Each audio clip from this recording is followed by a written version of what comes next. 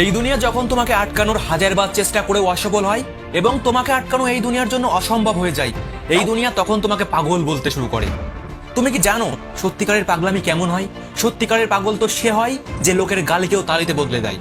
বন্ধু, আজকের এই ভিডিও তোমার ভেতরের পাগলামিটাকে জাগাতে চলেছে। যদি লোকের গালিকেও তালিতে বদলাতে চাও তাহলে এই ভিডিও থেকে 1 সেকেন্ডের জন্য চোখ সরিও না, না হলে অনেক কিছুই হারিয়ে ফেলবে। আজ তোমাকে দিয়ে সেই কাজ করাবো যে কাজ করার কথা ভাবলেও তোমার আত্মা পর্যন্ত কেঁপে ওঠে।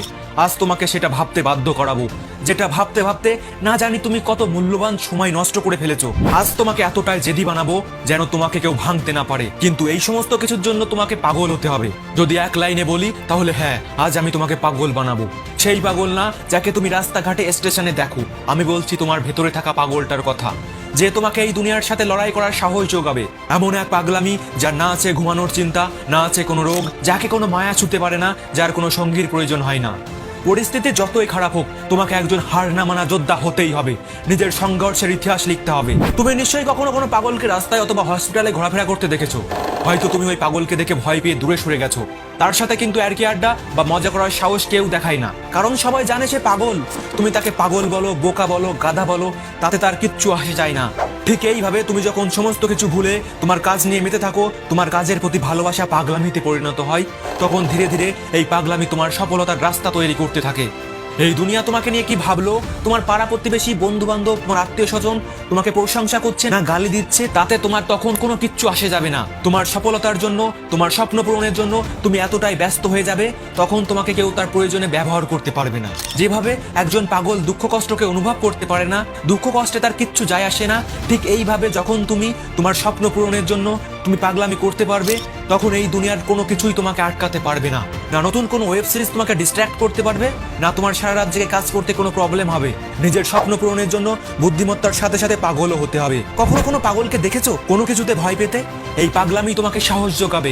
প্রয়োজনে তোমার স্বপ্ন পূরণের জন্য পুরো দুনিয়ার বিরুদ্ধেও যেতে হতে পারে, কারণ স্বপ্নটা তোমার।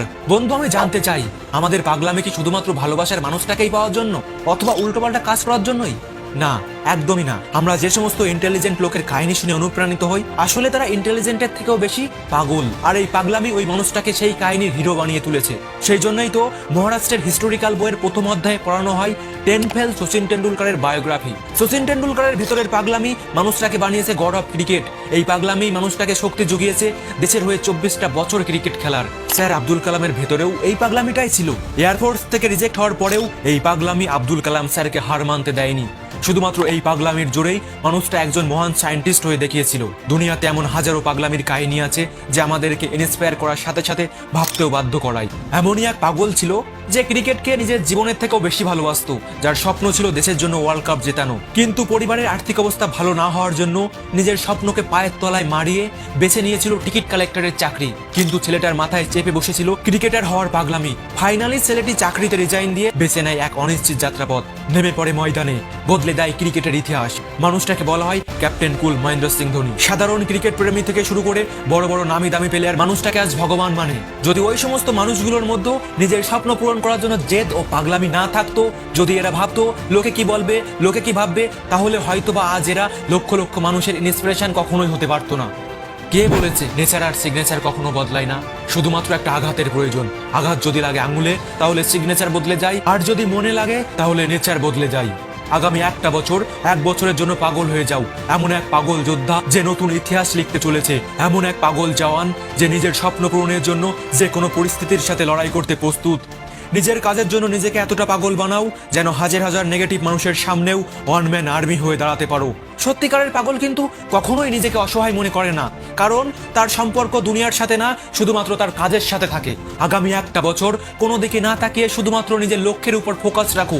আগামী 1 বছরের জন্য আত্মীয় স্বজন, গার্লফ্রেন্ড, বন্ধু বান্ধব, বিয়ে, উৎসব, অনুষ্ঠান সবকিছু ভুলে যাও। কে কি বললো, কে কি ভাবলো, কে তোমাকে ছেড়ে চলে গেল, সমস্ত কিছু মাথার থেকে ছুঁড়ে ফেলে দাও। শুধুমাত্র একটা বছরের জন্য নিজের ভবিষ্যতের জন্য পাগল হয়ে যাও। হতেই পারে তোমার 1 বছরের পাগলামি আগামী 100 বছর বদলে দেবে। হতেই পারে তোমার এই 1 বছরের পাগলের মতো পরিশ্রম, মেহনত তোমাকে এতটাই সফল বানিয়ে দেবে, যারা তোমাকে আজ গালি দিচ্ছে তারাই তোমার জন্য তালি বাজাতে বাধ্য হবে। হতেই পারে তোমার এই 1 বছরের পাগলামি তোমাকে এতটাই সফল বানাবে যেটা অন্য সবার সারা জীবনের স্বপ্ন।